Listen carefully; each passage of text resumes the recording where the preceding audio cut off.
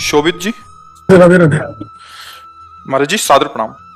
महाराज जी, अध्यात्म की तरफ चलते चलते अचानक मन विचलित सा हो जाता है, उल्टे से ख्याल आते हैं, नकारात्मक ऊर्जाएं उत्पन्न सी होती हैं महाराज। हाँ, वो चूंकि संसार का मनोरंजन उसको प्रिय लगता है, मन को मनमानी आचरण करना उसको प्रिय लगता है।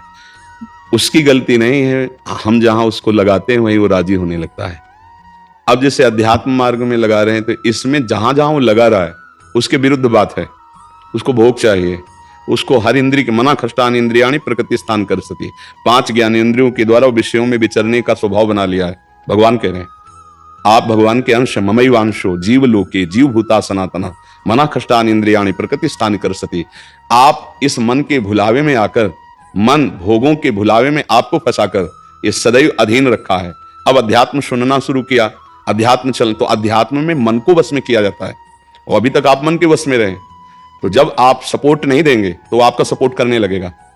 इसकी चाल समझना, क्योंकि आपके बिना उसकी कोई सत्ता नहीं, वो आपके बिना कुछ नहीं कर सकता, आपके दस्तखत से ही करेगा। जैसे हमारा मन कह रहा है मैं देखूं, हम कह रहे नहीं देखना है, वो 100 बार कहेगा देखो, आप कहोगे नहीं ये देखो, अब वो लग जाएगा जिधर आप लगाओगे, पर वो कुछ समय तक लगेगा, फिर वो आपको वश में करने की कोशिश करेगा और वो जब आप ना करेंगे तो आपको जलाएगा।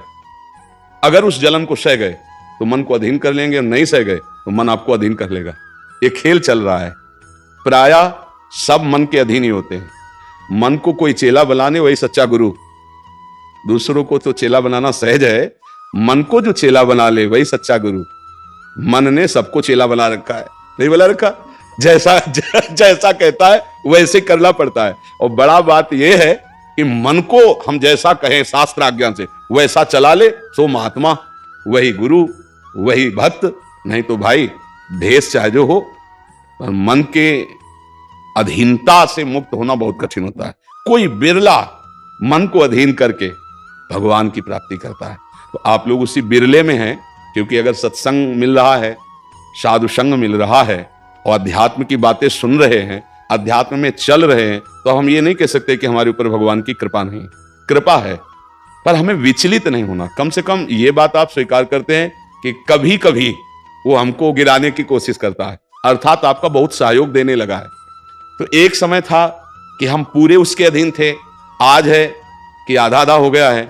आधा वो हमारे अधीन हो रहा है, आधा अपने अधीन करना चाहता है। तो चढ़ाई और चढ़ते जाओ, उसके पॉइंट कम करते जाओ, अपने पॉइंट बढ़ाते जाओ कि अब 60%, अब 65%, अब 70%। फिर जिस दिन 100% तो तुम्हारे अधीन हो गया, उसी दिन भगवान के आनंद का जो स्वरूप है वो प्रकाशित कर देगा। अब ये लड़ाई बहुत जोर की है, छोटी मोटी लड़ाई नहीं है, वो छोटा मोटा शक्तिशाली नहीं, बहुत शक्तिशाली है। क्या?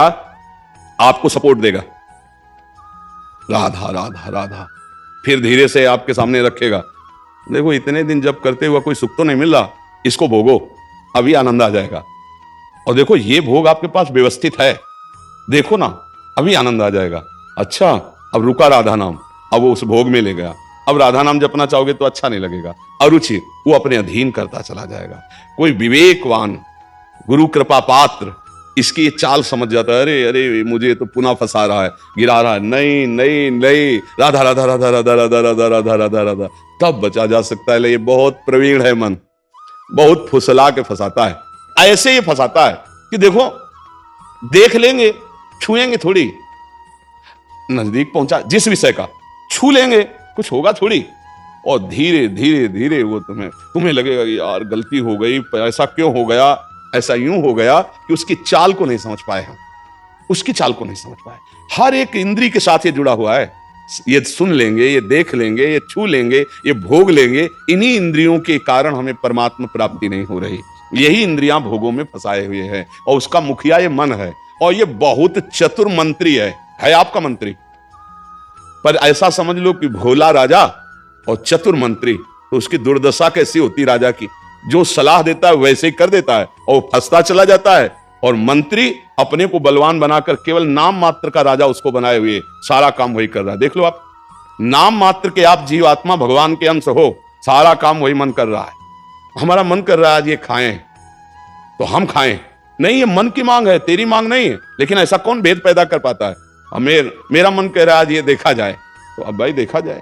मेरा मन कह रहा है, तो कभी कभी मन अच्छा सपोर्ट करता है, जैसे आपको मन ने ही कहा चलो चलते हैं सत्संग में, बाबा के पास बैठते हैं वृंदावन में, तो अच्छा सपोर्ट दिया ना, वो सपोर्ट ना देता तो आप नहीं आ पाते।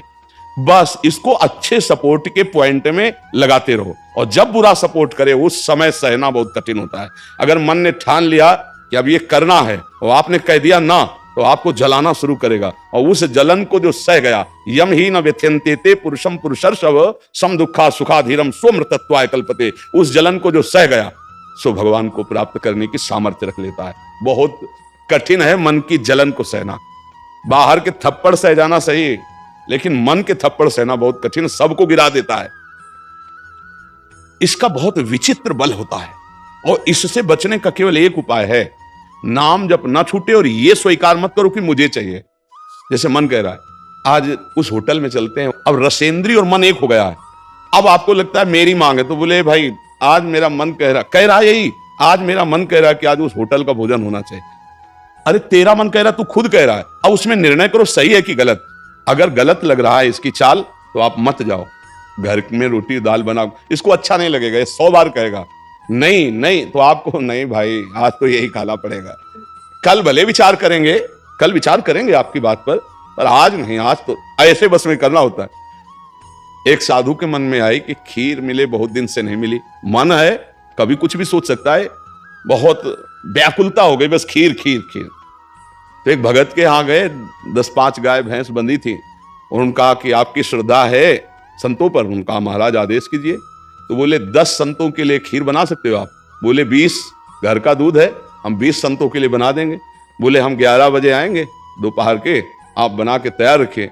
वो अकेले आए, तो उनका और संत, बोले और संत यही है सर।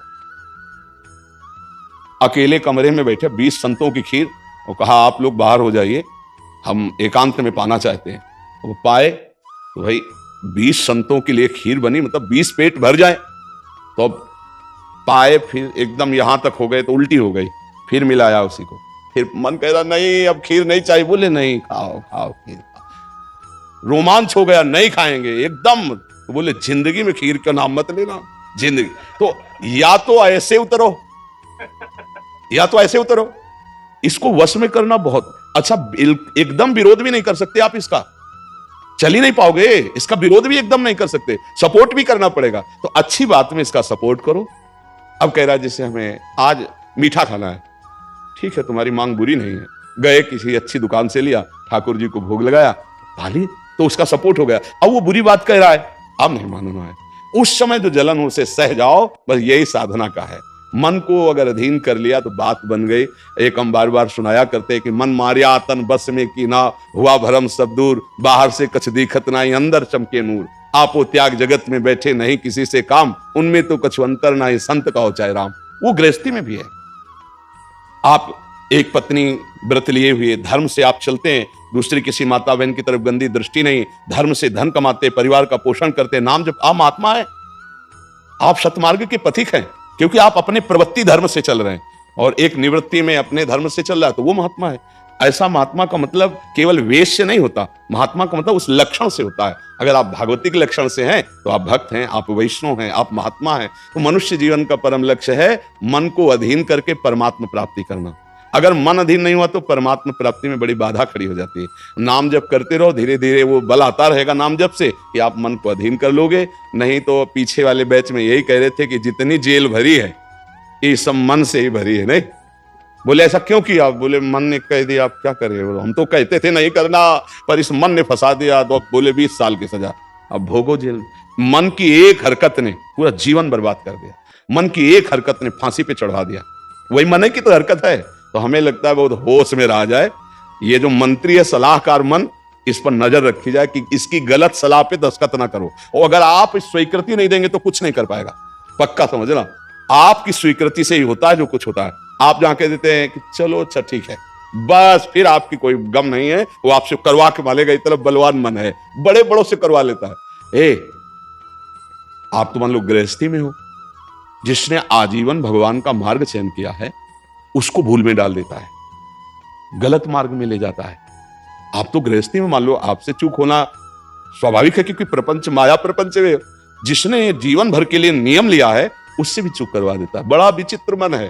हाँ, अगर मन कहीं अधीन हुआ है तो भगवान का आश्रय लेकर और विवेक के द्वारा इसे अधीन किया जाता है। और विवेक ये बाजार में मिलता नहीं है, ये सत्संग से मिलता है। जैसे आप सुन रहे हैं, बिन सत्संग विवेक न होई और राम कृपा बिन सुलभ न सोई। सत्संग होता है भगवान की कृपा से और सत्संग से मिलता है विवेक, और विवेक से मन का शासन। निर्णय किया है तू गलत सलाह दे रहा है और मेरी मांग नहीं तेरी मांग है, मैं इसको रिजेक्ट करता हूं, नहीं पास करता हूं। बस वो कुछ नहीं कर पाए। पर इतना ज्ञान नहीं रहता भैया, जहां वो मन से आज गरम गरम कचौड़ी दाल की हो और फिर चटनी हो, फिर अब आप खोज करोगे कहां बन रही है, हम खरीद के खाएं। मन ऐसे फंसा रहा है। आप देखो ना, अपने घर में सब भोग सामग्री है, लेकिन जिनका मन, जो भजन नहीं करते, जो सत्संग नहीं करते, उनका मन गंदे आचरणों में फंसा है। घर में वो सब भोग सामग्री है, धर्म पूर्वक भोग करके वो भगवान को प्राप्त कर सकते थे, लेकिन वो अधर्माचरण, कलह, अशांति घर में है और उनका मन कहां ले जाता है, गंदे गंदी जगह उनको फंसा है। ये मन की चाल है। आपके घर में है, धर्म पूर्वक भोग सकते हैं,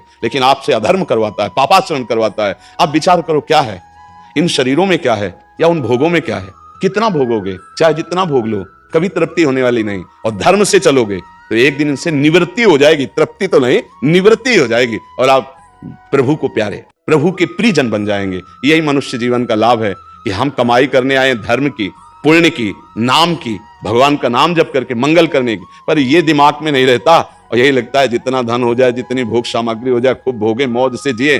पर अधर्म आचरण करने वाला कभी मौज से नहीं रह सकता। ये शब्द याद रखो, चिंता, भय, शोक, घबराहट और दुख, ये उसको कभी छोड़ेगा नहीं जो पाप कर्म करता है। अचानक बेमतलब की कल्पना भय की सवार रहेगी और धीरे धीरे वो मन डिप्रेशन में पहुंचने लगता है। क्यों? क्योंकि पापाचरण हो जाता है। और घर के किसी व्यक्ति से ठीक से बात नहीं करेगा। क्यों? अंदर से डिस्टर्ब हो चुका है। ये क्यों हुआ? बोले पापाचरण से हुआ। आज बहुत ज्यादा लोग डिप्रेशन में जा रहे हैं, बहुत ज्यादा लोग। इसका कारण जानते हो क्या है? यही मनमानी आचरण।